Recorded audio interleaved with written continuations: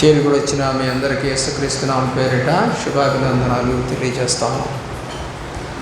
దేవుని యొక్క ప్రేమలో ప్రియులరా, మనము ఈ యొక్క లోకములో చాలా వాటి కొరకు వెతుకుతూ ఉంటాం. చాలా వాటి కొరకు ఈ లోకములో ప్రయాసపడుతూ ఉంటాం. అయితే ప్రయాస కానీ వెతకటం కానీ ఏదైనా కానీ దేవుని యొక్క ప్రేమలో మనము సాధించుకోవాలని ప్రార్థన చేస్తాం. ఏది కూడా ఒక వివాహమైనా కూడా ప్రార్థనాపూర్వకంగానే జరగాలి. అంటే నీకు ఇష్టమైనటువంటి కుమారుని దయచేయమని స్త్రీలు అడగాలి, తల్లిదండ్రులు అడగాలి. అలాగే ఆ అబ్బాయి తరపు వాళ్ళు కూడా గుణవతి అయిన భార్య దొరికినట్లుగా చేయమని వాళ్ళు ప్రార్థించాలి.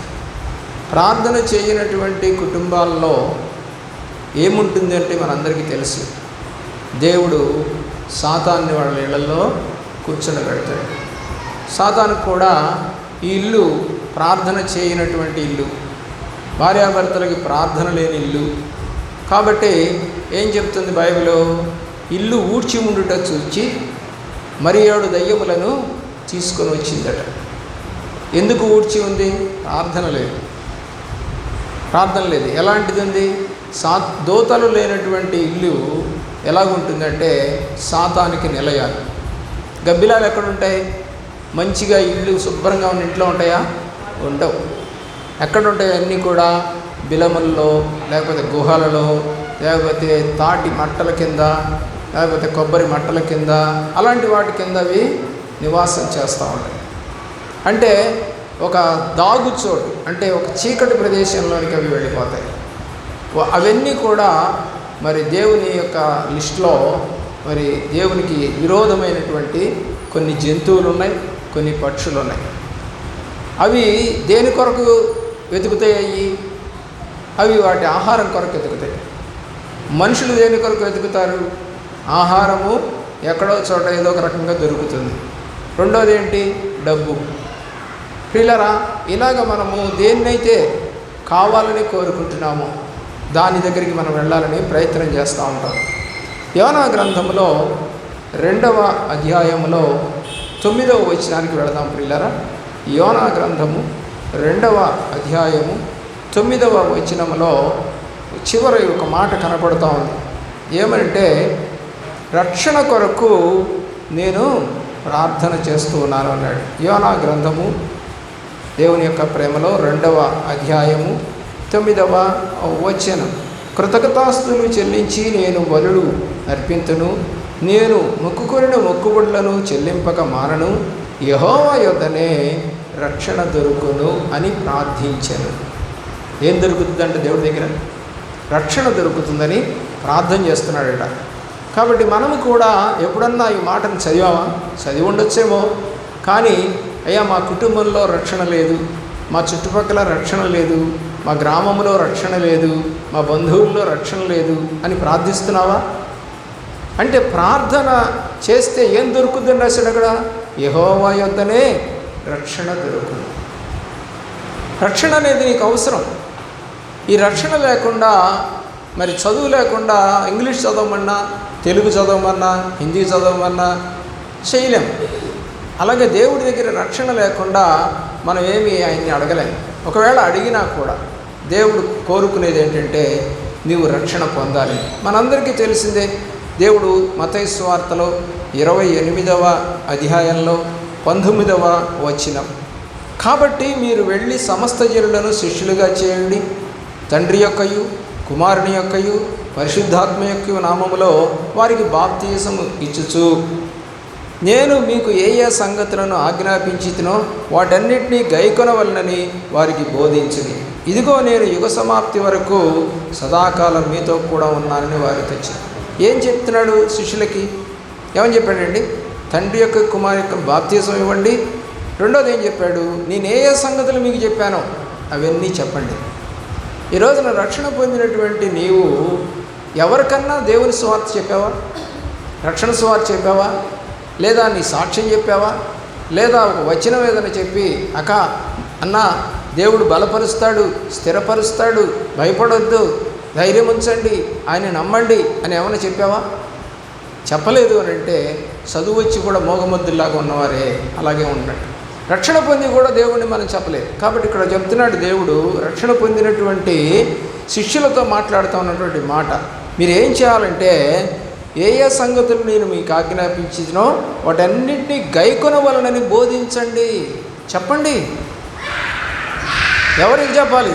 దేవుని యొక్క ప్రేమలో కొంచెం పిల్లల్ని కంట్రోల్ చేసి గేట్ వేయమ్మా. దేవుని యొక్క ప్రేమలో ఆలోచించేయండి. మనము దేవునికి ఇష్టంగా జీవిస్తున్నామన్న మనం అనుకుంటే సరిపోదు. దేవుడికి ఇష్టంగా జీవిస్తున్నామని దేవుడు అనుకోవాలి. దేవుడు ఎప్పుడు అనుకుంటాడు? ఆయన ఆజ్ఞలను పాటిస్తూ మనము ఆయన చెప్పిన మాటలను ఇతరులకు బోధించినప్పుడు. అప్పుడు ఏం దొరుకుతుందండి? వాళ్ళకి రక్షణ దొరుకుతుంది. అవునా? మనం అందరికీ తెలిసిందే. యోహాను రాసిన సువార్తలో ఒక సమరయ స్త్రీ ఉంది. ఆ అమ్మాయి బావి దగ్గర యేసు ప్రభు వారు కూర్చొని ఉన్నారు, యాకోబు బావి దగ్గర. ఆ అమ్మాయి అక్కడికి వచ్చినప్పుడు ఆయన చెప్పాడు దాహానికి నీళ్ళు ఇమ్మని. అయితే నీ దగ్గర ఏమీ లేదు కదా, కడవ లేదు, తాడు లేదు, ఎలా తీసుకుంటామంది. అమ్మ నేను ఇచ్చే నీళ్లు తాగువాడు ఎన్నటికీ దప్పికొనడు అన్నాడు. అయితే ఇవ్వయ్యా అంది. అప్పుడు ఆమె గురించి యేసు ప్రభు వారు చెప్పినట్టుగా 4వ అధ్యాయంలో మనకి కనపడతా ఉంది. ఈ మాటలు చెప్పిన తర్వాత ఆమె ఊర్లోకి వెళ్ళింది. కుండను ఇక్కడే పెట్టింది. కుండ తీసుకొని పోలేదు, నీళ్లు కూడా తీసుకొని పోలేదు. ఇప్పుడు ఆమె ఏం తీసుకొని పోయిందని చెప్పండి? కుండ తీసుకెళ్ళలేదు, నీళ్లు తీసుకెళ్ళలేదు. మరి ఏం తీసుకెళ్ళింది? యేసయ్య మాటలు తీసుకెళ్ళింది. హల్లెలూయా. ఏ మాటలు? యేసయ్య చెప్పిన మాటలు తీసుకొని వాళ్ళు ఊర్లోకి వెళ్ళిందండి. ఊర్లోకి వెళ్ళి ఊరోళ్ళందరికీ చెప్పింది. ఇదిగో చూడండి నా గురించి చెప్పిన ఆయన్ని అని చెప్పి పిలుచుకొచ్చింది. వారంతా చూద్దాం ఈయన ఎవరో అని చెప్పేసి వచ్చారు. వచ్చిన తర్వాత యేసు ప్రభు వారు మాట్లాడినప్పుడు, అమ్మా నీవు చెప్పిన దాన్ని బట్టి కాదు, మేము ఆయన చూసి నమ్ముతున్నాము అని చెప్పి ఏం చెప్పారో తెలుసా? అయ్యా మా ఊరిలోనికి రండి. 2 రోజులు ఉన్నాడు ఆయన ఊరు. ప్రియులరా, ఒక దేవుణ్ణి మాటలు విన్నటువంటి ఒక స్త్రీ మరి తన యొక్క ఊరినంతటిని కూడా మార్చింది. ఓ స్త్రీ, మరి నీ కుటుంబాన్ని మార్చావా? నువ్వు దేవుళ్ళలోకి వచ్చానని చెప్తున్నావు, నీ కుటుంబం ప్రార్థనా కుటుంబమేనా? పాటలు పాడుతుందా? లేకపోతే వాక్యం చదువుతుందా? లేకపోతే కుటుంబం కొరకు ఉపవాస ప్రార్థనలు చేస్తుందా? కనిపెడుతుందా? ఆలోచించి. అలాగే మనం లూదియా కుటుంబాన్ని తీసుకున్నట్లయితే అపోస్తలుల కార్య గ్రంథం 15వ అధ్యాయంలో 16వ అధ్యాయంలో ఆమెకు పౌలు భక్తుడు నదీ తీరాన మరి సువార్త చేస్తూ ఉంటే ఆమె ఆ రంగుపొడులు అంటే ఒక చిన్న వ్యాపారి, ఆమె ఆ మాటలు వినింది. ఆ మాటలు విని ఏం చేసిందో మనకి తెలుసు. అక్కడ దేవుని యొక్క ప్రేమలో ఆ మాటల యందు ఆమె లక్ష్యం ఉంచాను అని రాసింది. అక్కడ ఏముంచేది అంటే దేవుని మాటల మీద లక్ష్యం ఉంచరు. ఈ రోజున చాలామంది మందిరాలకు వస్తారు కానీ యూట్యూబ్లో వింటారు కానీ ఆ వాక్యాన్ని ఏం చేయరు, మనసులో పెట్టుకోరు. కానీ ఆమె ఏం చేసిందంటే మనసులో దేవుడి వాక్యాన్ని లక్ష్యం ఉంచిందండి. లక్ష్యం ఉంచిన తర్వాత ఆమె అడుగుతుంది, రక్షణ పొందటానికి మా ఇంటికి రెండయ్యా అని చెప్పి ఆమె బాప్తిజం తీసుకుంది. ఆ తర్వాత ఇంటి వారంతా కూడా బాప్తిజం తీసుకుంది. ఏం దొరికింది ఇప్పుడు ఆమెకి? దేవుడి వాక్యం దొరికింది, దేవుడి రక్షణ దొరికింది ఆ కుటుంబానికి. మరి నువ్వేం చేస్తా ఉన్నావు? ఎక్కడో దేవుడు అంటే తెలియనటువంటి వ్యక్తి, ఏదో వ్యాపారం చేసుకుంటున్నటువంటి వ్యక్తి, ఏదో నదీ తీరాన జనాలు చాలామంది వస్తారు కాబట్టి ఇక్కడ వ్యాపారం నాకు డబ్బులు వస్తాయి అనుకున్నటువంటి వ్యక్తికి ఇప్పుడు ఎవరు దొరికారు? యేసు ప్రభు దొరికారు, రక్షణ దొరికింది. అంతేకాదు ఆ కింద భాగంలో తర్వాత మనం చూసినట్లయితే ఆమె తుయితైరా పట్టణస్తురాలు. ప్రకటన గ్రంథంలో మీరు చూస్తే తుయితైరా పట్టణంలో సంఘం ఉంది. ప్రియులారా, తుయితైరా పట్టణంలో సంఘం ఉంది. ఎవరి ద్వారా వచ్చింది? అక్కడ ఈమె ద్వారానే. మరి నువ్వు కూడా దేవుణ్ణి ఎరిగి ఉన్నట్లయితే ఒక నలుగురిని నీ ఇంట్లోకి తీసుకొని రెండక్క ప్రార్థన చేసుకుందాం, రెండన్నా ప్రార్థన చేసుకుందాం అని పిలవగలవా? ఆలోచించే. మరి ఆమె తర్వాత అపోస్తలుడైనటువంటి పౌలుని శీలను జైల్లో పెట్టిన తర్వాత, జైలు నుంచి విడుదల పొందిన తర్వాత, అంటే జైలు అధికారి కూడా రక్షణ పొందాడు. అక్కడ 16వ అధ్యాయం 30-31 వచనాలు. ప్రియులరా, అతను రక్షణ పొంది అతని ఇంటి వారంతా కూడా రక్షణ పొందారు. ఎలాగ రక్షణ పొందారు? అతను జైల్లో ఏం చేస్తున్నాడు? పౌలు శీలలు పాటలు పాడుతూ ఉన్నారంట. ఏంటి పాటలు, ఏంటి జైల్లో ఉన్నటువంటి బంధకాలన్నీ ఊడిపోయాయి. ఎవరు దొరికారు అతనికి? ఇప్పుడు అతనికి కూడా దేవుడు దొరికాడు, అతనికి కూడా వాక్యం దొరికింది, అతనికి కూడా రక్షణ దొరికింది. మరి మనకెందుకు దొరకట్లేదు? ఆలోచన చేయవలసిందిగా కోరుతాం. మనం దేన్నో దొరకపుచ్చుకోవడానికి అనేక రకాల ప్రయత్నాలు చేస్తూ ఉంటాం భూమి మీద. కాబట్టి దేవుడు కోరుకునేది ఒకటే, నేను నీకు దొరికానా లేదా, నా వాక్యం నీకు దొరికిందా లేదా, నా వాక్యం నిన్ను బాగు చేస్తుందని 107వ కీర్తనలో రాసింది. యాకోబుకి వాక్యం పంపి దేవుడి యొక్క మార్గాన్ని చూపించాడు. మోషే దగ్గరికి వాక్యం పంపి దేవుడి యొక్క మార్గాన్ని చూపించాడు. అబ్రహాముకి వాక్యం నేర్పి అదిగా మనం దేవుడి దగ్గరికి నడిపించాడు. చూస్తాం వాక్యమును యాకోబుకు, దేవుని యొక్క ప్రేమలో పాట మీకు రాదేమో, నాకైతే అర్థం కాదు. తెలియజేసిన వాడని ఏ జనముకి లాగునా చేసి ఉండాలేదని దేవునికి స్తోత్రము గానము చేయుటయే మంచిది, మనమందరము స్తుతి గానము చేయుటయే మంచి. ఏం పంపించాడంటే దేవుడు యాకోబు దగ్గరికి వాక్యం పంపించాడు. ఆ వాక్యమును విన్నటువంటి యాకోబు తన యొక్క బుద్ధిని మార్చుకున్నాడు కదా. అంతకుముందు నాన్నకేం చెప్పాడు? నేను ఏశావును అని చెప్పాడు. ఇప్పుడు దేవదూత అడిగితే ఏం చెప్తున్నాడు? నేను యాకోబుని అని చెప్పాడు. మనసు మారిందండి. వాక్యం విన్నప్పుడు మారుతుందండి. బైబిల్ ప్రకారంగా చెప్పు. పైనున్న ఆకాశమందున కిందున్న భూలోకమందున లేదు రక్షణ ఏ నామమున అని చక్కని పాట ఉంది. ఇప్పుడు ఇతను దేవుడి మాట వింటమే కాదు, అక్కడ నిలబడినప్పుడు ఒక కల వచ్చింది. దానికి బేతేలని పేరు పెట్టాడు. ఇది దేవుని యొక్క ఇల్లు. ఒక రాయిని తీసుకొని తన దగ్గర ఉన్న నూనె తీసుకొని దాని మీద అభిషేకించి ఇది దేవుని యొక్క మందిరము అన్నాడు. దాని పేరే బేతేలు అంటారు. దేవుని యొక్క ప్రేమలో నువ్వు ఎన్ని వింటున్నావో నాకు తెలియదు. ఒక్క వాక్యాన్ని పట్టుకొని నువ్వు ఎన్నైనా విషయాలు ఇతరులకు చెప్పచ్చు. ఆయన బాగు చేస్తాడు, రక్షిస్తాడు, కాపాడుతాడు, దీవిస్తాడు, పరలోక రాజ్యం ఇస్తాడు. మనల్ని ఈ లోకంలో మరి సంపాదించుకొని మీరు ఎంజాయ్ చేయమని దేవుడు చెప్పడు. అవన్నీ ఇస్తాడు నీకు. బైబిల్ ప్రకారం మత్తయి సువార్త 6వ అధ్యాయం 8వ వచనంలో మనకు కనపడిన మాటలు ఏమైనా కనపడతా ఉన్నాయి ఇక్కడ? నువ్వు దేవుడికి అడగకముందే నీకు అక్కరగా ఉన్నవేవో ఆయన నీకు దయచేస్తాడని చెప్పి రాయబడి. కాబట్టి మనం అడగకముందే ఇస్తాడట. అందుకనే అక్కడ మనము ఏది అడుగుతున్నామో అది గ్రహించాలి. రక్షణ అనేది అడగండి, మారు మనసు అనేది అడగండి, మంచిగా జీవించడం అనేది అడగండి, నాలో చెడుతనం లేకుండా చేయమని అడగండి. దావీదు ఒక మాట అంటాడు కీర్తనల గ్రంథంలో, నా బాల్య పాపములను జ్ఞాపకం చేసుకొనకము అన్నాడు. అంటే బాల్యంలో అతను పాపం చేశాడనే అర్థం. అయితే ఆ పాపాలన్నీ జ్ఞాపకం చేసుకుంటే నీ పనికిరానయ్యా. 15వ కీర్తనలో నీ ముందు నిలబడగలిగిన వాడెవడు, నీ ముందు అతిథిగా ఉండగలిగిన వాడెవడు? నిర్దోషి అయినటువంటి వాడే కదా. నిర్దోషం ఎక్కడ వస్తుంది? మనం ఆల్రెడీ దోషం చేసేసాం. నిర్దోషం ఎప్పుడు వస్తుందంటే పరిశుద్ధుడి దగ్గరికి వెళ్ళి మనం ఇంట్లో అంట్లను కడుగుతాం. దేంతో కడుగుతామండి? మురికి నీళ్ళతోనా మంచి నీళ్ళతోనా? మంచి నీళ్ళతో. ఎన్నిసార్లు కడుగుతాం? ఒకసారి కడిగితే సరిపోద్దా? లేదు, 2 సార్లు కడుగుతాం. మరి మన హృదయాన్ని కడుక్కుంటున్నామా ప్రభు దగ్గరికి వచ్చి? ఎందుకని? పరిశుద్ధుడైనటువంటి దగ్గరికి వస్తే అది పరిశుద్ధ జలం కాబట్టి ఆ పరిశుద్ధ జలము మన మీద కనుక ఉంటే మనం కూడా ఏమైపోతాం? పరిశుద్ధులం అయిపోతాం. మరి అలాంటి పరిశుద్ధత నీకు కావాలా వద్దా? అలాంటి దేవుడు నీకు దొరకాలా వద్దా? ఆలోచన చేయవలసిందిగా కోరుకుంటా ఉన్నాం. మత్తయి సువార్త 7వ అధ్యాయం 7వ వచనంలో, మత్తయి సువార్త 7వ అధ్యాయము 7వ వచనంలో వెతికితే దొరుకుతుంది అని ప్రభువారు మాట్లాడుతూ ఉన్నారు ఇక్కడ. చాలు, వెతకండి దొరుకుతుంది అన్నాడు. ఏం వెతకాలి? ఏనాడన్నా ప్రశ్న వేసుకున్నావా వాక్యం చదివినప్పుడు? అరే ఈ వాక్యం ఏంటి ఇలా చెప్తుంది? ఏం వెతకాలి నేను? దేవుడు వెతకమంటున్నాడు. దేన్ని? అక్కడ రాయిలా, అక్కడ లేదు, కింద భాగంలో కూడా మీకేం కనపడదు. వెతకండి దొరుకుతుంది అన్నాడు. ఏం వెతకాలి? చూడండి, ఏషియా గ్రంథం దేవుని యొక్క ప్రేమలో 55వ అధ్యాయం 6వ వచనం. యెషయా గ్రంథము 55వ అధ్యాయము 6వ వచనం. ఎవరు దొరకాలి?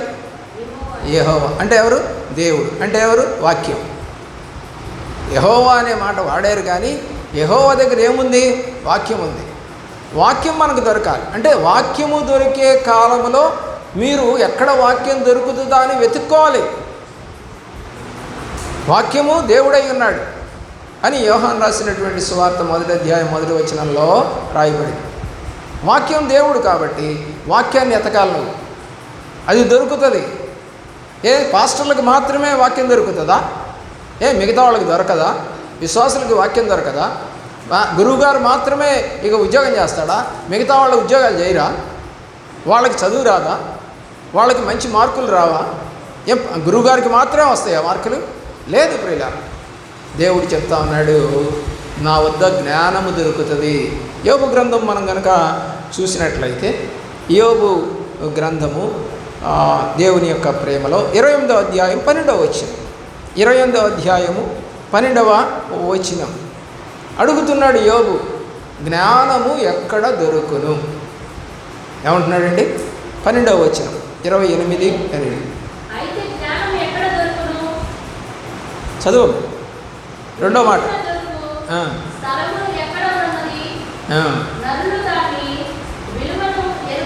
బిరిలారా, ఇక్కడ రాయబడిన మాట. జ్ఞానం ఎక్కడ దొరుకుతుంది? వివేకం ఎక్కడ దొరుకుతుంది? జ్ఞానము వివేకము సొలొమోను దేవుణ్ణి అడిగి పొందుకున్నాడు. దేవుడు వచ్చి అడిగాడు మాట, ఇకేం కావాలి సొలొమోను అన్నాడు.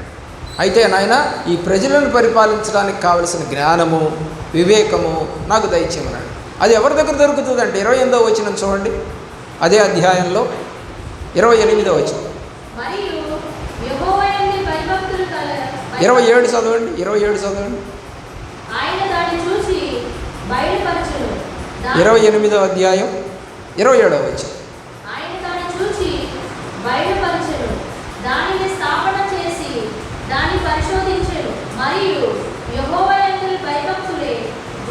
జ్ఞానం ఇప్పుడు ఎక్కడ దొరుకుతుంది? దేవుని యందు భయభక్తులు కలిగి. మనం ఎక్కడికి వెళ్తాం? ట్యూషన్కి వెళ్తాం, స్కూల్కి వెళ్తాం, ఏమండి చాలా చోట్ల ట్రైనింగ్లకి వెళ్తాం. మంచిదే. మరి మన డిఎస్సి రాశారు చాలామంది. మరి ఎందుకని అందరూ పాస్ కాలేదు? అందరికీ 70 మార్కులు వస్తే ఎలా ఉండేది? రాలేదు. 35 మార్కులు 40 మార్కులు అలా వచ్చినాయి. మెరిట్ వచ్చిన వాళ్ళందరికీ కూడా పోస్టులు ఇచ్చారు. మరి మెరిట్ నీకు ఎందుకు రాలేదు? డిఎస్సి పడలేదని ఏడుస్తూ ఉన్నావే. మరి బాగా చదవచ్చు కదా. డిఎస్సి పడ్డప్పుడు చదవాలా, మార్కులు రాలా, మరి పోస్టులు ఇప్పుడు నీకు రాలా. నువ్వు ఎన్ని సంవత్సరాల నుంచో వెయిట్ చేస్తున్నావు? ఒక 5 సంవత్సరాల నుంచి 6 సంవత్సరాల నుంచి అనుకుందాం. కానీ నీ వయసు పెరిగిపోతూ ఉంది, కానీ నీకు పోస్ట్ రాలా. నువ్వు చక్కగా వెతికినట్టుంటే జ్ఞానాన్ని, అంటే దేవుడి దగ్గర కూర్చొని వెతికినట్టుంటే, బతిలాడుకున్నట్టే దేవుడు జ్ఞానం నీకు ఇచ్చేవాడు. ఎందుకంటే జ్ఞానాన్ని మనము వెతకాలి. అది దేవుడి దగ్గర. అక్కడే మాట, ఇంకో మాట కూడా రాశాడు. వివేకం ఎక్కడి నుంచి వస్తుంది? నువ్వు దుష్టత్వాన్ని విడిచిపెట్టాలి. అంటే దేవుడి దగ్గర పాపాన్ని నువ్వు ఒప్పుకోవాలి. బలారావం తీసుకుంటానంటావు, మంచిదే. అయితే బలారావం తీసుకోబోయే ముందు నువ్వేమేం తప్పులు చేసావు, ఎక్కడెక్కడ తప్పులు చేసావు, ఎవరితో సమాధానం లేదు, ఎవరిని దగ్గర దుర్భాషలాడావు, ఎవరితో గట్టిగా మాట్లాడేసావు, ఎవరినన్నా నువ్వు గేలి చేసావు, ప్రభువా అని అడగకుండానే నువ్వు బలలో చేయి వేస్తే ఏమవుతుందో 11వ అధ్యాయము కొరింథీయులకు రాసిన 1వ పత్రికలో చెప్పాడు. ఏం జరుగుతుంది? అయోగ్యముగా ఆయన యొక్క బలలో చేతులు వేస్తే అనారోగ్యం వస్తుంది, రెండోది మరణం కూడా సంభవిస్తుంది. కాబట్టి నువ్వేం చేయాలంటే నిన్ను నీవు విమర్శించుకొనుము అని రాసింది అక్కడ. మరణం తప్పించాలంటే మనల్ని మనం విమర్శించుకోవాలి. దుష్టులను దేవుడు తీసుకుపోతాడా? అయోగ్యులను దేవుడు తీసుకుపోతాడా? దేవుడు ఒక మాట చెప్పాడు శిష్యులను పంపిస్తూ, అయ్యా మీరు ఎవరింటికైనా వెళ్ళండి అంటే, అన్యులా ఇశ్రాయేలీలా అనేది లేదు, ఎవరింటికైనా వెళ్ళండి. అయితే ఇంటికి వెళ్ళి ఏం చెప్పమన్నారంటే, శుభము కలుగునుగాక అని చెప్పమన్నారు. మంచిది. మరి శుభం జరుగుతుందా? సేవకుడు ఇచ్చాడు మా ఇంటికి, ప్రార్థన చేసేవాడు, కానీ సాయంకాలానికి మా ఆయన చచ్చిపోయాడండి. అదేంటి? పాస్టర్ గారు ప్రార్థన చేస్తే చచ్చిపోతారా? బతకాల్సిన వాళ్ళు. అని అంటే దేవుడు అక్కడ ఒక మాట రాశాడు. ఏంటో తెలుసా? అది యోగ్యమైన ఇల్లు అయితే నువ్వు చెప్పిన శుభవచనము వాళ్ళకి పనిచేస్తుంది. యోగ్యమైన ఇల్లు కాదు. ఇల్లు కానప్పుడు సేవకుడు చెప్పి వెళ్ళిపోతాడు. అది యోగ్యమైతేనే ఆ ఫలితం వస్తుందని రాసి. ఇప్పుడు చదువుకున్నాము, మంచిగా ఎగ్జామ్ రాస్తేనే, మంచి మార్కులు వస్తేనే యోగ్యత అనేది, యోగ్యతా పత్రం అంటారు దాన్ని. అంటే మంచి సర్టిఫికేట్ వస్తుంది. ఆ సర్టిఫికేట్ని బట్టి నువ్వు ఇంటర్వ్యూకి వెళ్ళినప్పుడు నీకున్నటువంటి కెరీర్ని బట్టి నీకు మార్కులు అనేవి వస్తాయి. అలాగే నీ బిహేవియర్ని బట్టి కూడా మార్కులు వస్తాయి. నా జీవితంలో, నా ఉద్యోగంలో నా బిహేవియర్ని బట్టి నాకు దరిదాపుగా 15 మార్కులు వచ్చాయి ఎక్స్ట్రా. ఎలా వచ్చాయి? నేను సోషల్ సర్వీస్ చేశాను. ప్రియులారా, సోషల్ సర్వీస్ చేశాను, హోంగార్డ్గా చేశాను, తర్వాత మరి లోకల్ సర్వే చేశాను, చాలా మరి ఎన్సీసీ ఉంది నాకు. ఇవన్నీ మనకు ఉండటం వల్ల నాకు మామూలు మార్కుల కన్నా కొంచెం ఎక్కువ మార్కులు వచ్చాయి. నాకు యోగ్యతా పత్రాలు ఉన్నాయి. ఆ యోగ్యతా పత్రాలు ఉండటం వల్ల నాకు వెంటనే ఉద్యోగం వచ్చింది. నా ప్లేస్ 5వ ప్లేసే. చూడండి, మరి అంత మనం యోగ్యులుగా ప్రవర్తిస్తే కదా ప్రభువులోకి వచ్చాం, మంచిదే. మరి ఏమన్నా మారుమనసు పొందావా? రక్షణ సువార్త ఎవరికైనా చెప్పావా? పోనీ నీ సాక్ష్యం చెప్పావా? ఎంతమందికి చెప్పావు? నీ పక్కన వాళ్ళకి తెలుసా నువ్వు ఎవరో? రక్షణ పొందింది వ్యక్తి అని పక్కన వాళ్ళకి తెలుసా? జైల్లో ఉన్నటువంటి వాళ్ళకి తెలిసింది. అపోస్తలుడైన పౌలు శీలలు జైల్లో ఉంటే, అమ్మా మైక్ పక్కన పెట్టాలి, ఉంటే ఏం జరిగింది చెప్పండి? అక్కడ ఉన్నటువంటి దొంగలు జైళ్ళలో ఉన్నారు. ఆ దొంగలకు ఏమొచ్చిందండి? మారు మనసు వచ్చిందండి కదా, మారు మనసు వచ్చింది. అంతేకాదు దేవుని యొక్క ప్రేమలో వారి బంధకములన్నీ ఊడిపోయాయి. మరి నువ్వు కూడా ఎవరికన్నా మరి సువార్త చెప్పి వారి బంధకాలని మరి నీవు మార్చగలిగావా? తెంచగలిగావా? బైబిల్ ఒకటే చెప్తుందండి, సువార్త చెప్పండి, సువార్త చెప్పు వారి పాదములు సుందరములై ఉంటాయి. మరి నువ్వు సువార్త చెప్పు. నేను అందంగా లేదని ఎన్ని క్రీములు పూసుకున్నా, ఫెయిర్ అండ్ లవ్లీ పూసుకున్నా, నీకు ఉన్నటువంటి అసలు రంగు తర్వాత బయటపడుతుంది. మా చెల్లికి వివాహం చేసినప్పుడు ఆమెకు ఒక ఫ్రెండ్ ఉంది, ప్రశాంతి అని. ఆమె వచ్చి ఉండవే నేను మేకప్ వేస్తానంది. కొంచెం చామన్ చాయ్ మా అమ్మాయి, నా అంత రంగు ఉండదు. ప్రియులరా, ఆమె మేకప్ వేసేసరికి బొమ్మలాగా తయారైపోయింది. వీడియోల్లో ఫోటోల్లో చూస్తూ ఉంటే బొమ్మలాగా.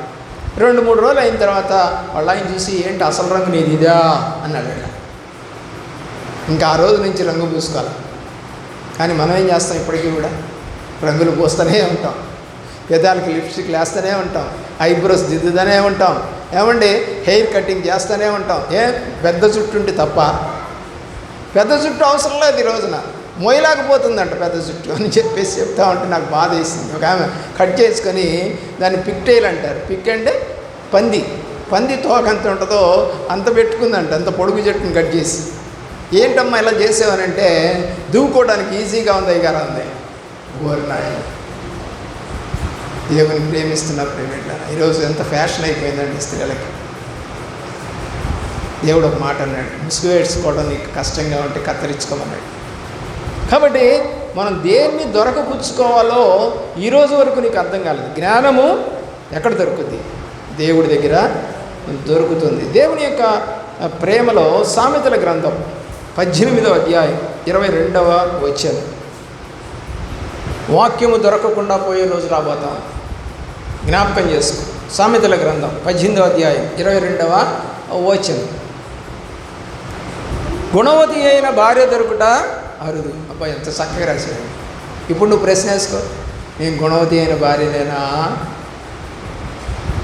గుణవతి అయిన భార్య ఎప్పుడు కూడా మొగుడిని తిట్టదండి, భర్తని ఏమి అందండి. భర్త ఒకవేళ మనం తప్పు చేయకపోయినా ఆయన అరిచుండొచ్చు, కానీ అప్పుడు కూడా భర్తను ఏమందు. ఆమె గుణవతి అయినటువంటి భార్య అంటే. ఇప్పుడు ఈమె దేవుని యొక్క ప్రేమలో 18వ వచనానికి రండి. 22 కదా, 28వ వచనానికి రండి. 18-20 సామెతల గ్రంథం 18-22, లేకపోతే సామెతల గ్రంథం 31వ అధ్యాయానికి రండి. 31వ అధ్యాయంలో దేవుని యొక్క మాటలు వింటున్న ప్రియులరా 10వ వచనం చదవండి. 10వ వచనం, గుణవతి అయిన భార్య దొరుకుట అరుదు. చాలు అసలు ముందర ఆ మాటకి మనం ఒబే అయితే మంచిది. విశ్వాసులు చాలామంది ఉంటారండి, ఒబే అయ్యేవాళ్ళు తక్కువ మంది. సంఘంలో విశ్వాసులు చాలామంది ఉంటారు, కానీ దేవుడు మాటకు ఒబే అంటే లొంగి ఒడంబడిక చేసుకునేవాళ్ళు కొద్దిమందే ఉంటారు. నేను యాజ్ ఎ టీచర్గా మా స్కూల్లో 80 మంది పిల్లలు ఉండేవాళ్ళు క్లాస్కి, ఒక్కొక్క క్లాస్కి 80. ఇప్పుడు కూడా దాదాపు 80 మంది పిల్లలు ఉన్నారు ఈ యొక్క జడ్పీ హై స్కూల్లో. అంటే 450-500 మంది పిల్లలు ఉన్నారు. మరి అంతమంది పిల్లలకి ఒక్క క్లాస్ రూమ్లో 80-100 మంది పిల్లలకి పాఠాలు చెప్పాము. ఇక్కడ చెప్పలేమా? అదేమైనా కష్టమా? పెద్దవాళ్ళకి తేలిగ్గా చెప్పచ్చు వాక్యం. చిన్న మధ్య వయసులో ఉన్నటువంటి అంటే 15 ఏళ్ళ పిల్లలకి చెప్పాలంటే భలే అల్లరిగా ఉంటారు పిల్లలు. ఆయన ఎంతో కంట్రోల్ చేసి పెట్టాము. ఆ 40 మంది పిల్లలు ఇప్పుడు మొన్నటి దినాన 40 ఏళ్ల తర్వాత మమ్మల్ని పిలిచి సత్కరించారు.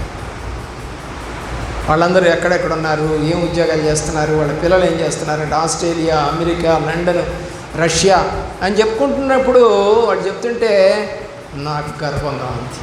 నా పిల్లలు బాగా చదువుకున్నారు, వాళ్ళ పిల్లల్ని బాగా చదివించారు, మంచిగా ఎదిగారు. కాబట్టి అందరూ కలిసి లక్షల రూపాయలు ఖర్చు పెట్టి మరి ఒక ప్రోగ్రాం చేశారు. ఆనందంగా ఉండదా మాస్టర్కి? అలాగే సేవకుడికి ఎప్పుడు ఆనందం? మీరు వర్ధిల్లినప్పుడు, మీరు బాగా ఉన్నప్పుడు, మీరు ఎదిగినప్పుడు, మరొకరిని దేవుడి సన్నిధికి నడిపించినప్పుడు ఎలా ఉంటుంది? దేవుడి సన్నిధికి వెళుదాము రండి అని నాతో అన్నప్పుడు నాకు సంతోషంగా ఉన్నదని అన్నాడు దావీదు. మరి మనం ఎలా ఉన్నాం? ప్రభు పేరిట అనేక పనులు మనం చేసుకుంటూ ఉండొచ్చు. నువ్వు తినేటప్పుడు ప్రార్థన చేస్తున్నావో లేదో నాకు తెలియదు, పడుకునేటప్పుడు ప్రార్థన చేస్తున్నావో లేదో తెలియదు, లేచినప్పుడు ప్రార్థన చేస్తున్నావో లేదో తెలియదు. ఒక చిన్న ప్రార్థన చేయమని చెప్పాను. ఏమని చెప్పాను? లేచాం, రాత్రి పడుకొని ఉదయం లేచాం, ప్రభువా ఈ భూమి నీది, ఈ భూమి మీద నేను కాళ్ళు పెట్టబోతున్నాను. ఈ కాళ్ళు పెట్టడానికి నువ్వు నాకు ఇచ్చిన ఈ అవకాశమును బట్టి ఈ రోజంతా నన్ను నడిపించయ్యా. చిన్న ప్రార్థన చేయలేవా? ఎంతసేపు పడుతుంది? 5 or 6 seconds. చేయలేవా? అంటే రక్షణ పొందానని చెప్తావు, కానీ దేవుని కనపరచు. అన్నం వండుతున్నావు, ప్రభా ఏ అపాయం కలగకుండా చెయ్యి, మా ఇంట్లో వాళ్ళు అందరూ రుచికరంగా తినేటట్టు చెయ్యి అనలేవా? ప్రియులారా, మళ్ళీ రాత్రి పడుకోబోతున్నప్పుడు నాయనా ఈ పగలంతా నన్ను కాపాడావు, ఈ రాత్రి నేను నిద్రపోవటానికి సిద్ధపడుతున్నాను, నా యొక్క ఇంటి చుట్టూ నీ యొక్క దేవదూతలను నాయనా మా చుట్టూ ఉంచి మాకు సుఖమైన నిద్ర ఇచ్చి ఉదయకాలం చురుకైన మెలకుగా మమ్మల్ని నడిపించవా? ఈ చిన్న ప్రార్థనలేగా చేయం. ఇవాళ సండే చర్చికి వెళ్ళాం, చాలు గొప్ప. సండే చర్చికి వెళ్ళిపోతే గొప్పనా? ఈ రోజంతా దేవుడికి ఆ లెక్క ప్రకారం ఈ యొక్క 24 అవర్స్లో 12 అవర్స్ దేవుడికి ఇవ్వాలి. ఎక్కడ ఇస్తున్నా? నీ కుటుంబము నువ్వే. వారం రోజులు కాదు, ఇంకొక 10 రోజులు ఉన్నా కూడా, అంటే నెలకి వారానికి 10 రోజులు పెట్టినా కూడా 10 రోజులు అక్కడ అదే పనులు చేస్తూ ఉంటాం. రక్షణ ఏది? ఉందని చెప్పుకోవటం. ఉందని చెప్పుకుంటే కుదరదండి. నాకు కంప్యూటర్ వచ్చాయంటే నువ్వు ఆపరేట్ చేయి. నేను ఆపరేట్ చేయనండి, మా కంప్యూటర్లే. కంప్యూటర్ ఏదైనా ఒకటే. నీ కంప్యూటర్ ఒకటి ఇంకో కంప్యూటర్ ఒకటి ఉంటుందా? అదేం ఉండదు. నీ ల్యాప్టాప్ ఒకటి మా ల్యాప్టాప్ ఒకటి ఉంటుందా? ఉండదు. నీ టీవీ ఒకటి నా టీవీ ఒకటి ఉంటుందా? ఏమీ లేదు. ప్రతి టీవీలోనూ అవే ప్రోగ్రామ్స్ వస్తాయి, ప్రతి ల్యాప్టాప్లోనూ అవే కీబోర్డ్ ఉంటుంది. నువ్వు చెయ్యటం చేత కాకపోతే చెప్పు. ఆడలేక మధ్యలో ఓడన్నాడంట వాడు. మధ్యలో సరిగా లేదు, అందుకే నేను ఆడలేకపోతున్నాను. ప్రియులరా, నీకు ఆడటం రాదని చెప్పరాదు. దేవుని యొక్క ప్రేమలో వాక్యం నీకు రాదని చెప్పరాదు. ఎందుకు ఊరికి సొల్లు చెప్తావు? దేవుళ్ళో ఎప్పుడు కూడా మనము ఉన్నదన్నట్టుగా మాట్లాడటానికి ఇష్టపడకుండా ఉండేటువంటి సేవకులు, విశ్వాసులు ఎక్కువ. ఏమండి మా గురించి చెప్తున్నాడండి? మీ గురించి కాదా, మా దావీదు గురించి చెప్తున్నాడు ఆయన. నీ పేరేమి ఎత్తలేదే, మరి నన్నే అన్నట్టుకుంది అది. అవును ఉంటుంది, దేవుడు వాక్యం అంటే అదే. నీకు తగులుతుంది అంటే దేవుడు నీతో మాట్లాడుతున్నాడు అని అర్థం, నువ్వు సరి చేసుకోమని అర్థం. ప్రియులారా, పిల్లల్ని గద్దిస్తూ ఉంటాం. ఎందుకు గద్దిస్తాం? ఒక తల్లి ఒక పిల్లని అరుస్తూ ఉంది, ఏమని? సరిగా రాయి, తప్పు రాస్తున్నావు, చూసుకో, సరిగా రాయి, ఉండగా రాయి అని గద్దిస్తూ ఉంటుంది. ఎందుకు? సరి చేసుకోవాలి. నేను చేయనమ్మా అని అంటదా? అంటే చదువు రాదు. అంటే రైటింగ్ రాదు, అంటే అప్పచెప్పడంలో తప్పు చెప్తాం. తప్పు చెప్పినప్పుడు ఏమైపోతుంది? అక్కడ కూడా స్కూల్లోకి వెళ్ళి కూడా అదే తప్పు. ఇక దీనికి రాదులేని, వీడికి రాదులేని తల్లిదండ్రులు వదిలేశారనుకోండి, వాళ్ళు పాడైపోతారు. వచ్చేంతవరకు, సాధించేంతవరకు మనము పోరాటం చేయాలి. పౌలు భక్తుడు ఏదన్నాడు?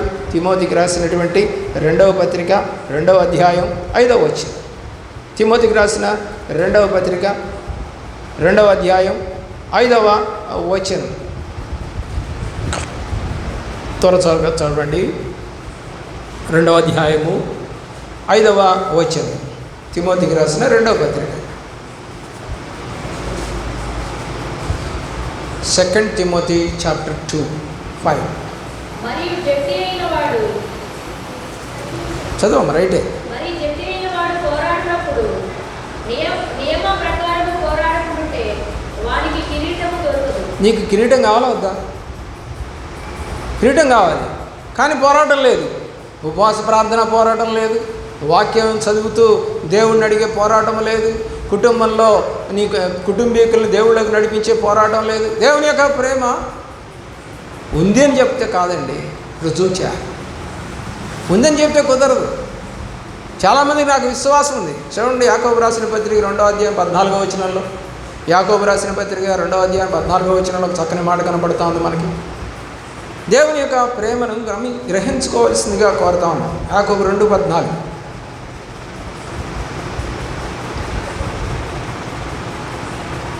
నా సహోదరులారా, క్రియలు లేనప్పుడు ఎవడైనా తనకు విశ్వాసము కలదని చెప్పిన ఎడల ఏమి ప్రయోజనం? ఏం లాభం అండి?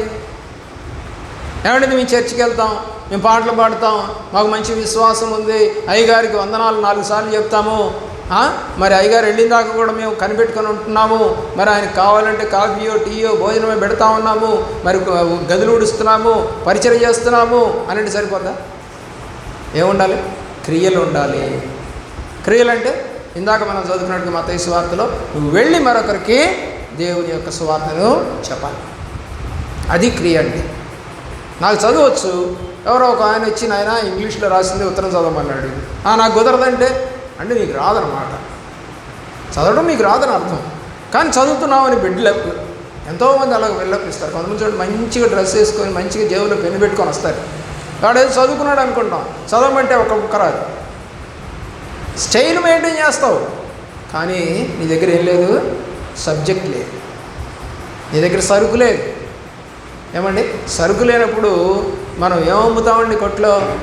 అలాగే నీ దగ్గర దేవుడు వాక్యం లేనప్పుడు, రక్షణ లేనప్పుడు, సువార్త లేనప్పుడు నువ్వు ఎక్కడికి వెళ్ళినా కూడా నీ మనసు మారదు, పాత మనసే ఉంటుంది.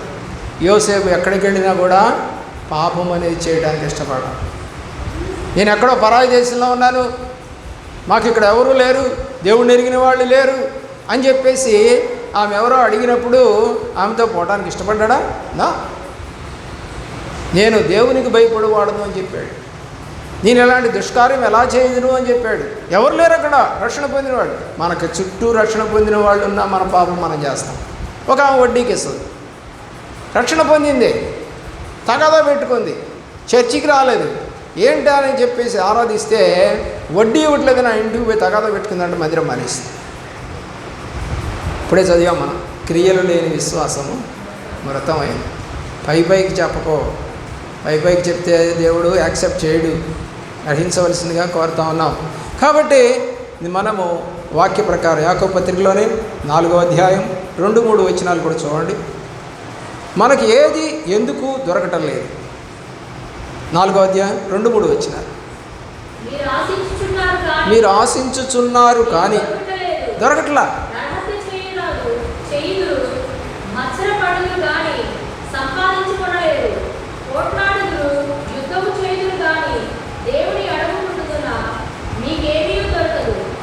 దేవుని ప్రేమిస్తున్న మీ భోగముల నిమిత్తం 3వ వచనం.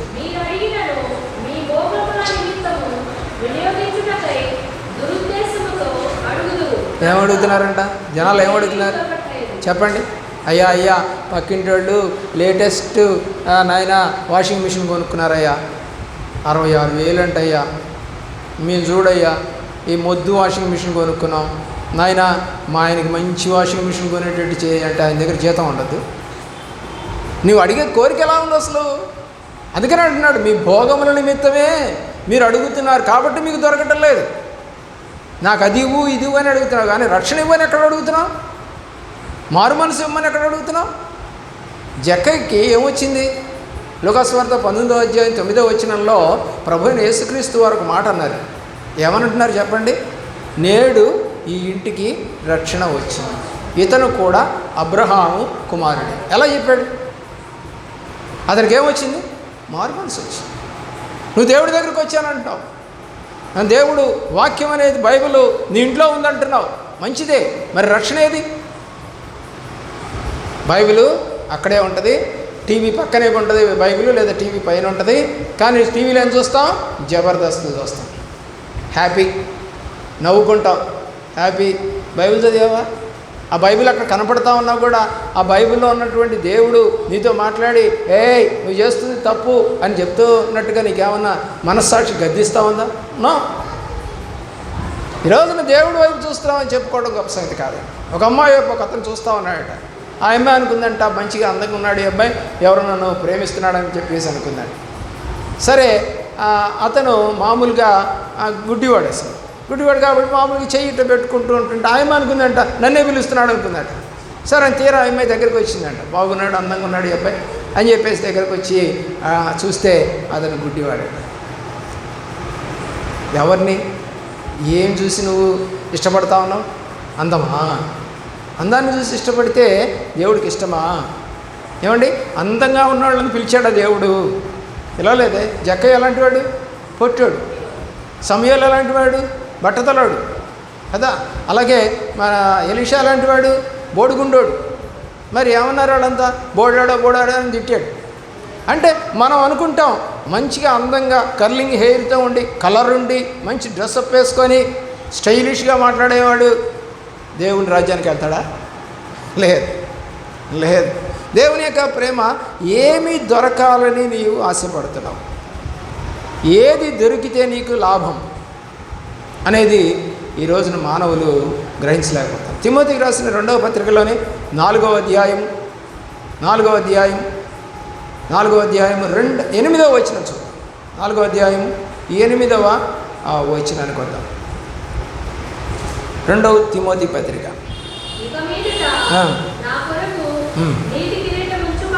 ఎవరి కొరకంట? పౌలు రాస్తా ఉన్నాడు తిమోతికి. ఏముందంట అతనికి? నీతి కిరీటం ఉందంట. నీతి కిరీటం అంటే నీతి పనులు చేసే వాళ్ళకి నీతి కిరీటం వస్తుంది. మెకానిక్ చదువు చదివితే మెకానిక్ ఉద్యోగం వస్తుంది కదా. ఇప్పుడు టైలరింగ్ నేర్చుకుంటే టైలరింగ్ వస్తుంది, ఏది చేస్తే అది వస్తుంది. ఇతను ఏమి నేర్చుకొని నడిపించాడు? నీతిని నేర్చుకున్నాడు, నీతిని ప్రకటించాడు. నీతి అంటే ఎవరు? నీతి సూర్యుడు ఎవరు? యేసుక్రీస్తు. నీతి సూర్యుడిని ప్రకటించాడు కాబట్టి కష్టమైన కరువైన లాభమైన రోమపత్రికలో రాస్తాడు. క్రీస్తు ప్రేమ నుండి నన్ను ఎడబాపునది ఏది అని రాశాడు ఒక లిస్టు. అలాగే కొరింథీ పత్రికలో దరిదాపు 13 రకాలైన శ్రమలు పొందాడు. మరి అన్ని శ్రమలు పొందినవాడు దేవుడి కోసమే బతికాడు తప్ప మరి తన కోసం బతకలేదు. అందుకని ఏముందంట అతనికి? నీతి కిరీటం. మరి మనకొద్ద కిరీటం? హెబ్రోన్ వాళ్ళు ఒక పాట రాశారు, చిల్డ్రన్స్ సాంగ్ ఒకటి. నీకొక కిరీటం నాకొక కిరీటం దైవ పిల్లలకు అంటే దైవ పిల్లలందరికీ కిరీటాలు ఉన్నాయండి. ఎవరిస్తారు? దేవుడు ఇస్తారు. లోకల్లో కిరీటాలు సంపాదించుకునే వాళ్ళు ఉన్నారండి. ఎవరు? వరల్డ్ సుందరులు, రాజులు, వాళ్ళకి ఏదో కిరీటాలు వస్తాయి. కానీ దేవుడిచ్చే కిరీటం వస్తే వాళ్ళకి రాదు. కానీ దైవ పిల్లలకు కిరీటం అనేది ఉంది. అలాంటి కిరీటాన్ని నువ్వు పొందుకోవాలని ఆశపడుతున్నావా? అలాంటి కిరీటం దొరకాలని నీకు ఆశ ఉందా? దొరకాలనేటువంటి ఆశ ఉంటే నువ్వు ముందుగా రక్షణ పొందాలి, ముందుగా యేసుప్రభుని నమ్మాలి, ముందుగా విశ్వాసం ఉంచాలి. అప్పుడు మాత్రమే దేవుడి కార్యాలు నీవు చూడగలుగుతావు, లేకపోతే జరగదు. ప్రియులరా, ఆలోచన. 130వ సంకీర్తన 4వ చరణం. 130వ సంకీర్తన 4వ చరణం. దేవుడి దగ్గర ఏం దొరుకుద్దో ఇక్కడ ఒక మాట కనబడతా. 130వ కీర్తన 4వ చరణం. సంకీర్తనం 130. అయినను ఆ. జనులు నీ యందు భయభక్తులు నిలుపునట్లు నీ యొద్ద కటాక్షమును క్షమాపణమ్మ. కటాక్షంగా క్షమాపణ దొరుకును. ఏం దొరుకుతుంది దేవుడి దగ్గర? క్షమాపణ. ఎవరికి? జనులు అన్నాడు, ఇశ్రాయేల్ అని అనలా అక్కడ. జనులు అంటే ఎవరికైనా. ఎవరి దగ్గర? దేవుని దగ్గర క్షమాపణ. ఎవరైనా క్షమిస్తారో లేదో మనకు తెలియదు, కానీ దేవుడి దగ్గరికి వస్తే మాత్రం క్షమిస్తాడు. ఈ నమ్మకం నీకుందో లేదో నాకు తెలియదు. నీ తప్పును అనేకుల దగ్గర చెప్పకపోయినా పర్లేదు, కానీ దేవుడి దగ్గర చెప్పుకో. అది చెప్పే బలారాన్ని తీసుకోవాలి. మారు మనసు అంటారు దాన్ని. ప్రియులారా, ఏడవ చరణం కూడా చూడండి. 7వ చరణం. ఇశ్రాయేలు యెహోవా మీద ఆశ పెట్టుకొను, యెహోవా యొద్ద కృప దొరుకును. ఇంకోటి ఏం దొరుకుద్ది అంటే దేవుడి దగ్గర? ఇందాక ఏం దొరికింది? క్షమాపణ. ఇప్పుడు ఏం దొరుకుద్ది? కృప. కృప ఎవరన్నా ఇవ్వగలరా మీకు? ఈ దేశంలో మీ ఇంట్లో వాళ్ళు, మీ బంధువులు, మీ అమ్మా నాన్న, నీకు భర్త, నీ భార్య, నీ పిల్లలు ఎవరైనా కృప ఇవ్వగలగరా? అది జరిగే పనేనా? కృప తప్ప వేరొకటి లేదయా, నీ కృప తప్ప వేరెవరు లేరయా. కృప తప్ప మరొకటి లేదు. అది ఎవరి దగ్గర ఉంటుందంటే దేవుడి దగ్గర. దేవుని దగ్గర నుంచి రావాలి. అది దొరుకుద్దంట. ఏం దొరుకుద్దంట? కృప దొరుకుద్దంట. కృప దొరకాలంటే దేవుడు నీకు దొరకాలి. దేవుడు నీకు దొరకాలంటే ఆయన నువ్వు వెతకాలి. అదే ఇందాక మనం మత్తయి సువార్తలో చదువుకుందాం. ఏమండి? వెతుకుడి మీకు దొరుకును అన్నాడే. ఏం వెతుకుతున్నావు? ఏం దొరికింది? పైన చెప్పుకుంటే కుదరదండి. వాక్యం భలే కష్టంగా ఉంటుంది. మీరు అనుకుంటున్న తేలికగా హల్లెలూయా కేకలేయటం కాదు ఇది. లోపలికి వెళ్ళినప్పుడు మరి మంచి మంచి జలములు బయటకు వస్తాయి. భూమిని ఏం చేయాలి? లోపలికి తవ్వుతాం. అప్పుడు మంచి జలములు పడతాయి. అర్థం చేసుకోండి. బోరుకు తవ్వేటప్పుడు 250 అడుగులు, 300 అడుగులు, 500 అడుగులు తవ్వుతాం. ఎందుకు? మంచి జలములు పడాలని. మరి మనం లోతుగా తవ్వుకోవేంటి వాక్యాన్ని? పైన చూసుకుంటూ వెళ్ళిపోతావా? ఒక ఆమె నీ కన్నులకు కాటుకు తక్కువ చేయదంటే హైటెక్స్ కాటుకు ఇచ్చుకొని ఫుల్ పూసుకొని వచ్చింది. అమ్మ ఏంటమ్మా అంటే, మీరే కదా గారు చెప్పారు నీ కళ్ళకు కాటుకు తక్కువ చేసుకోవద్దని చెప్పారు కదా అంటే, అమ్మ ఈ కాటు కాదు తల్లి, ప్రతిష్టమైన ఆభరణములు ధరించుకొని యెహోవా మందిరంలోనికి రండి అని చెప్పి రాసింది కీర్తనలో. ఏమో మొత్తం ఇంట్లో ఉన్న నగలను వేసుకొని వచ్చిందంట అమ్మవారిలాగా. ఏంటమ్మా అంటే, మీరే కదా గారు చెప్పింది అంటదంట. ఎప్పుడు తెల్లని వస్త్రాలు ధరించుకోమని చెప్తే జనరల్గా హిందువులు కానీ మిగతా వాళ్ళు కానీ తెల్లని వస్త్రాలు ఎప్పుడు ధరిస్తారు? వైధవ్యం వచ్చినప్పుడు ధరిస్తారు, వైరాగ్యం వచ్చినప్పుడు ధరిస్తారు. కలర్ డ్రెస్ వేసుకోవద్దని దేవుడు ఏమన్నా రాశాడా? లేదు. వైట్ డ్రెస్సే వేసుకోమని ఎవరికైనా చెప్పాడా శిష్యులకి? లేదు. వేసుకుంటే తప్పు కాదు, అది తప్పు కాదు. ప్రియులారా, ఏదైతే దేవుడు వాక్యంలో చెప్పాడో అది అలంకారంగా తీసుకోవద్దు, ఆత్మీకంగా తీసుకో. దాని అర్థాలు చాలా ఉన్నాయి. దేవుడి చిత్తమైతే మరొక పర్యాయం మేము వాటిని మీకు తెలియచేస్తాం. ఏం దొరుకుతుందండి? క్షమాపణ, అలాగే కృప. దేవుడు దొరికే కాలంలో అన్నీ వెతకాలి. దేవుడు చెప్పినట్లు చేస్తే మనకేం దొరుకుతుందండి? యోహాను రాసిన సువార్త 21వ అధ్యాయం దేవుని యొక్క ప్రేమల 6వ వచనం. విస్తారమైన చేపలు పట్టారండి దేవుడి మాట విన్నప్పుడు. చదవండి 6వ వచనం. లేదని వారు ఆయనతో చెప్పిరి. అప్పుడు ఆయన దోణె కుడి ప్రక్కను వల వేయండి, మీకు దొరుకునని చెప్పాడు. కనుక వారు అలాగు వేయగా చేపలు విస్తారంగా పడినందున వల లాగలేకపోయింది. ఎప్పుడండి పడ్డాయి? దేవుడి మాట వాళ్ళకి దొరికింది. వీళ్ళకేం దొరికింది? ఇప్పుడు భూసంబంధమైనటువంటి ఆహారం దొరికింది. అర్థమవుతుందా నీకు? ఎవరి మాట వింటే దొరుకుతుంది? దేవుని మాట వింటే దొరుకుతుంది. ఆ పైన మాట ఏంటంటే, మీ దగ్గర ఆహారం ఏమైనా ఉందా అని అడుగుతాడు. లేదు, ఒక చేప కూడా పడలేదని చెబుతాడు. ఇది రెండోసారి. మొదటిసారి కూడా పేతురు దగ్గరికి వచ్చినప్పుడు చేపలు పడకపోతే కుడిపక్క వలయమన్నాడు, చేపలు పడ్డాయి, బహు విస్తారంగా పడ్డాయి. ప్రియులరా, ఇక్కడ కనుక మీరు చూస్తే ఎన్ని చేపలు పడ్డాయో కింద ఉంటుంది, 153 పడ్డాయి. ఒక లెక్క కూడా చెప్పాడు ఎన్ని చేపలు పడ్డాయంట, 153. దానికి ఒక మీనింగ్ ఉంది.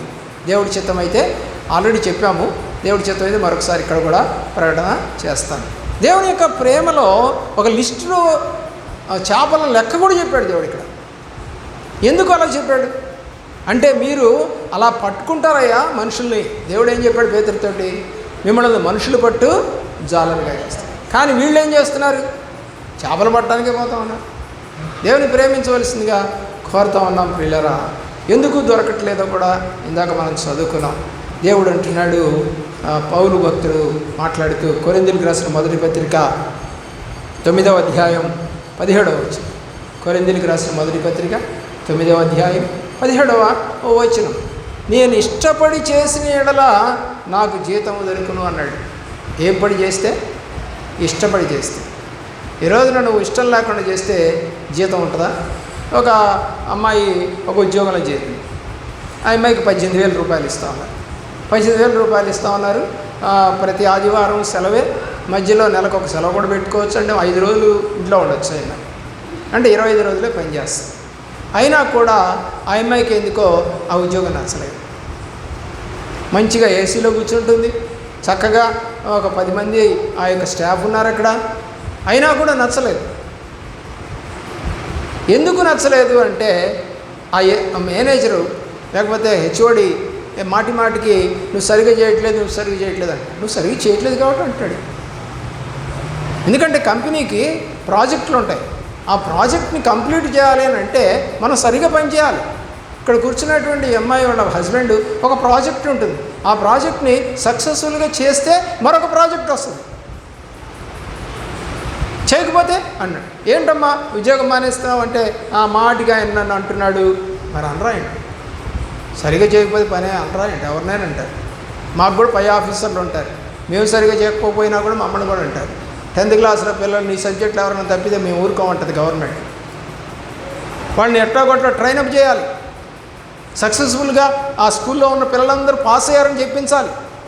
మరి ట్రైనప్ మనం కష్టపడాలి. మన టైం కన్నా కూడా మరి ఇంకెక్కువ సమయం కూడా కష్టపడాలి.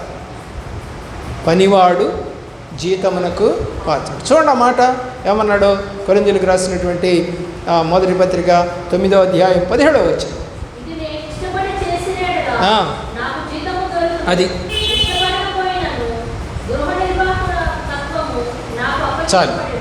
ఇష్టపడి చేస్తే జీతం వస్తుంది.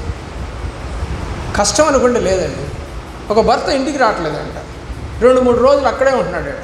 ఏంటండి ఇంటికి రావట్లేదు, ఏం తింటున్నారు ఏంటంటే, అమ్మ ఇక్కడ పని రాత్రింబవళ్ళు చేయాల్సిన పరిస్థితి ఉంది. ఎందుకంటే మనం ఇంకొక 4 రోజుల్లో దీన్ని అప్పచెప్పాలి, అందుకని కాలేదు. అందుకని కొంచెం శ్రమపడి ఎక్కువగా అక్కడే ఉంటున్నాం, భోజనం అక్కడే, షెల్టర్ కూడా అక్కడే ఇస్తున్నారు మాకు అని చెప్పాడు. ఎందుకంటే అంత శ్రమ పడతారు అన్నట్టు. మరి తప్పదు కదమ్మా, నాకు జీతం రావాలంటే నేను శ్రమ యాక్సెప్ట్ చేసింది భార్య, ఒప్పుకుంది భార్య. ఆ తర్వాత ఆ ప్రాజెక్ట్ కంప్లీట్ అయిన తర్వాత వాళ్ళకి బోనస్గా 2 నెలల జీతం ఇచ్చాడట ఆయన. నువ్వు పని చేయకపోయినా ఇచ్చాడే. ఎందుకు చేశారంటే నువ్వు ఇష్టపడే పని చేశావు కాబట్టి. నీకు బహుమానం కావాలి. బహుమానాలు ఎక్కడి నుంచి వస్తాయి, ఎలా వస్తాయి? దేవుడి దగ్గర నుంచి బహుమానం ఎలా వస్తుంది మనకి? మనం నీతిగా నడిచి, సక్రమంగా నడిచి, ఇష్టంగా నడిచినప్పుడు మనకి బహుమానాలు వస్తాయి. చివరి మాట మనము చదివి మనము ముగించుకుందాం. దేవుని యొక్క ప్రేమలో యెషయా గ్రంథం 65వ అధ్యాయం. యెషయా గ్రంథం 65వ అధ్యాయం మొదటి వచనం. యెషయా గ్రంథం 65:1.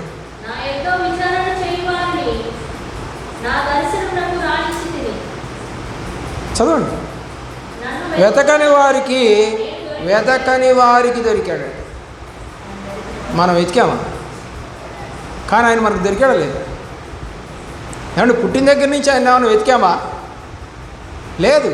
కానీ మనకు ఆయన దొరికాడు. ఎంత గొప్ప దేవుడు. రోమాపత్రికలో కూడా పౌలు భక్తుడు అదే మాట రాస్తున్నాడు. 10వ అధ్యాయం 20వ వచనం.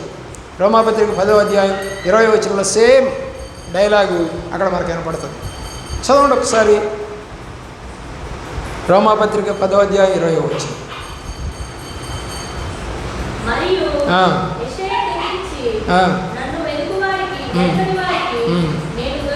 వెతకని వారికి నేను దొరికాను.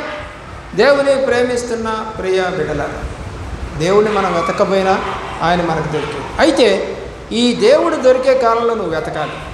ఒకవేళ వెతకకపోతే ఏం జరగబోతుందో కూడా ముందే రాశాడు. ఆమోసు గ్రంథం 8వ అధ్యాయం 12వ వచనం. ఆమోసు గ్రంథం 8వ అధ్యాయం 12వ వచనంలో ఏం దొరకదో ఇక ముందు కాలంలో ముందుగానే రాశాడు. దొరికే కాలంలో నువ్వు వెతకలేదు, ఇక నువ్వు దొరకాలని ప్రయత్నం చేసినా దొరకకుండా ఉండే రోజులు రాబోతా ఉన్నాయి.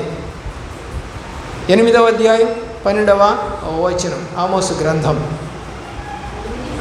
అవును. కాబట్టి జనులు యెహోవా మాట వెలుగుటకై ఈ సముద్రం నుండి ఆ సముద్రం వరకును ఉత్తర దిక్కు నుండి తూర్పు దిక్కు వరకును సంచరించుదురు గాని అది వారికి దొరకదండి. ఏంటిది అది? వాక్యం.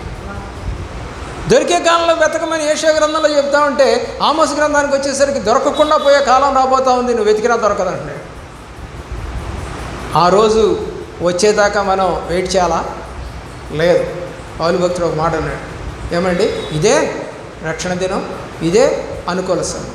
మరి రక్షణ దినం అని తెలుసు, అనుకూల సమయం అని కూడా తెలుసు, ఆయన దొరికే కాలం అని తెలుసు, దొరకకుండా పోయే కాలం కూడా వస్తానని తెలుసు, అయినా కూడా దేవుడు నువ్వు వెతకట్లేదు. ఏ రక్షణ ఇది? ఏ ప్రేమ ఇది? ఏ విశ్వాసం ఇది?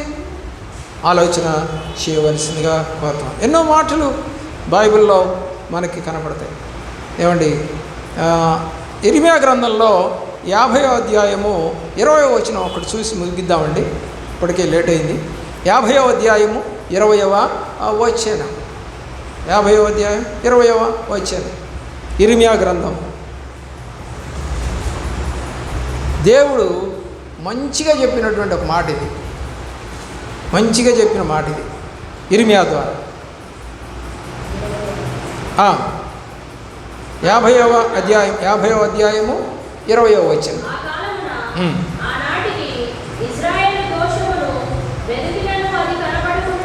ఏంటంట? పాపాలు వెతికినా కనపడవంట. ఎంత గొప్ప మాట అండి. నీ గురించి అంటే ఎంత బాగుంటుంది, నా గురించి అంటే ఎంత బాగుంటుంది. ప్రభువా, నా పాపాలు వెతికినా కనపడకుండా ఉండేటట్టుగా నా ప్రవర్తన చేయి అని ప్రార్థన చేస్తావా? మోకరించి ప్రార్థన చేసుకుందాం. దయగల మా తండ్రి.